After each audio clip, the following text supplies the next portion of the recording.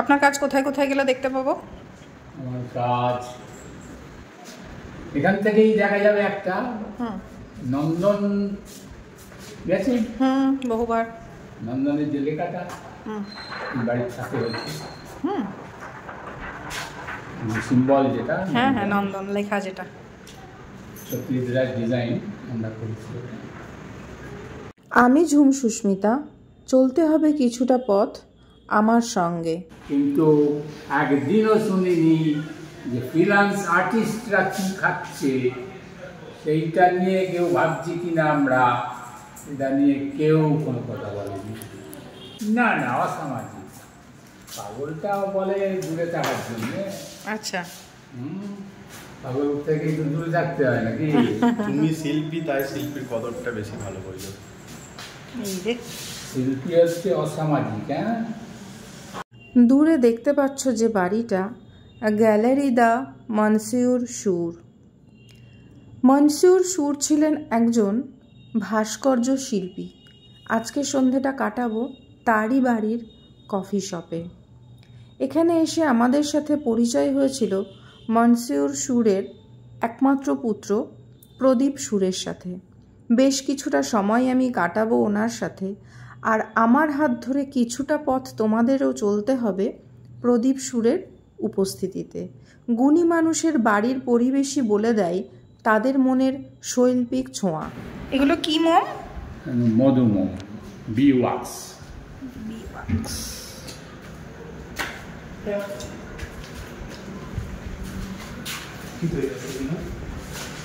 আপনার নাম?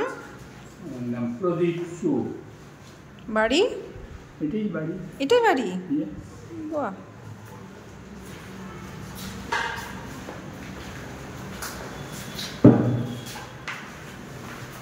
Painting workshop হবে নাকি এটা? না না পেইন্টিং পাঁচটা দিচ্ছে একটা দিচ্ছে।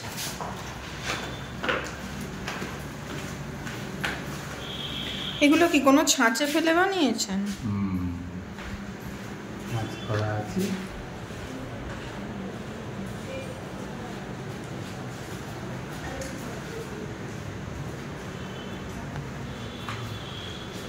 কোথায় আপনারা কোথায় থাকেন?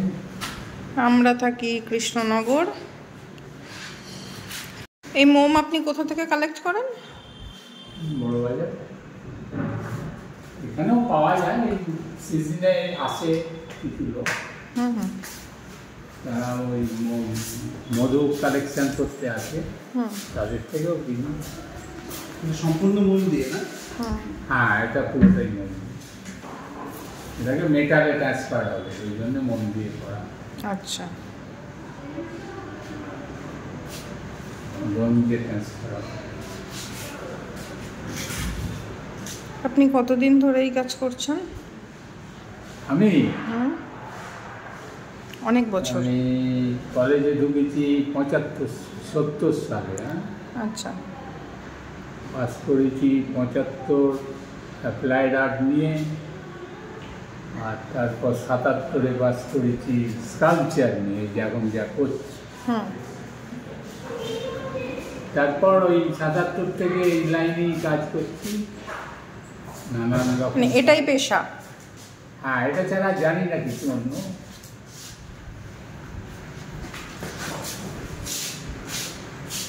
মানে মারপিট করবো সেটাও তো জানি না, চেয়ারটা দেখে বুঝতে পারছেন মারপিট করতে পারবো না।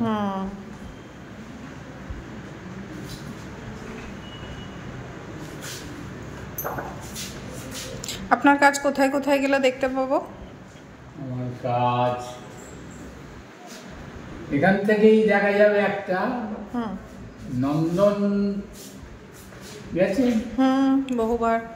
নন্দনের যে লেখাটা বাড়ির সাথে হয়েছে সিম্বল যেটা, হ্যাঁ হ্যাঁ নন্দন লেখা যেটা সত্যজিৎ ডিজাইন আমরা করেছি। আর ইয়েতে যাওয়া আছে কি, কোথায়? স্টেট ব্যাংক অফ ইন্ডিয়ার যে বিল্ডিং, নতুন বিল্ডিং। কোথায়? কোনটা? কলকাতায়। মানে ইয়েতে চাঁদপাল ঘাট যেতে, হ্যাঁ হ্যাঁ। ওর দেয়ালে 100 ফুট আসতে বাবা 100 ফুট একটা মুরাল আছে। হ্যাঁ ব্যাংকের হিস্ট্রির উপর, যবে থেকে ব্যাংক সিস্টেম পৃথিবীতে এসেছে সেইখান থেকে আজকে মডার্ন অবধি একটা গল্প বলা। আচ্ছা আর চন্দননগরে দেখতে গেলে রবীন্দ্র ভবন, হুম তার যে রবীন্দ্রনাথ দেখবেন যদি দেখা যায় সামনে বসে আছে। মানে অন্য রকমের রবীন্দ্রনাথ বসে আছে। আচ্ছা মানে পাকা চুলদারি রবীন্দ্রনাথ নয়। তবে 45 বছর বয়সী রবীন্দ্রনাথ। বাহ অনবদ্য সৃষ্টি। যাক আজকে এখানে কফি খেতে এসে আপনার মতো গুণী মানুষের সাথে না না গুণী কিছুটা সময় কাটাতে পারলাম। আবার গুণী টুনি বলে তাই বললে হয়? এগুলো বললেই মানে শিল্পের সম্মান না করলে না ওসব কি করে হবে?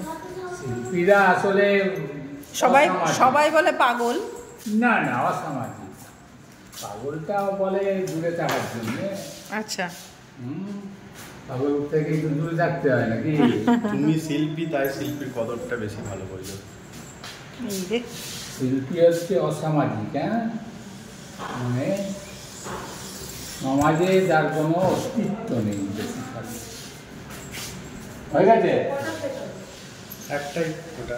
ঠিক আছে, হ্যাঁ, খুব ভালো থাকবেন, থাকার চেষ্টা করছি ভালো। সুস্থ থাকবেন, একটা আর হচ্ছে আবার দেখা হবে কখনো। আপনি কি করেন? কোভিডে মানে সব প্রফেশন নিয়ে রেডিও, টিভি, কাগজে আলোচনা হয়েছে। হ্যাঁ যে তারা কী করছে, তারা কী করে খাচ্ছে, একটা ভিকিরি পর্যন্ত কী করে খাচ্ছে, এটা নিয়েও আমাদের আলোচনা মাথা ব্যথা হয়েছে। ছিল, কিন্তু একদিনও শুনিনি যে ফ্রিল্যান্স আর্টিস্টরা কী খাচ্ছে সেইটা নিয়ে কেউ ভাবছি কিনা আমরা, এটা নিয়ে কেউ কোনো কথা বলেনি। তাই এটার থেকে বুঝতে পারলাম যে আমরা ঠিক কোথায় দাঁড়িয়ে আছি, যে সমাজে আর্টিস্টদের কী পজিশান, ওই একটা হ্যালো নিয়ে বেঁচে আছি আমরা। সেটাই।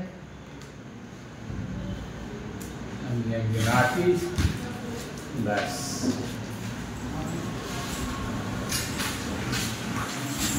ঠিক আছে, আপনি কাজ করুন, আবার হয়তো কখনো দেখা হয়ে যাবে। ভালো, দেখা যত ভালো হবে, ততই ভালো। আসছি, হ্যাঁ।